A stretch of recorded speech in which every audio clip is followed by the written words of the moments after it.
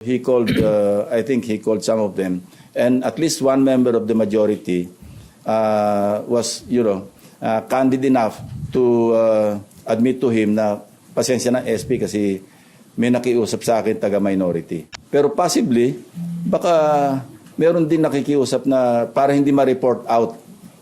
Kasi yung nangyari sa mga pagdinig, medyo maski pa paano may effects sa kanila, di ba? At least yung mga na-mention.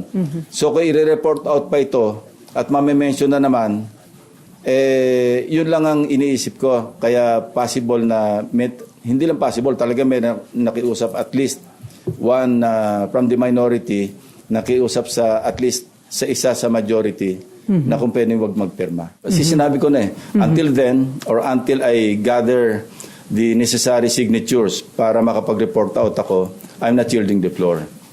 So, tinransfer ko lang yung responsibility sa kanila. Kung gusto niyo pag-usapan natin na masinsinan ito, pumirma kayo.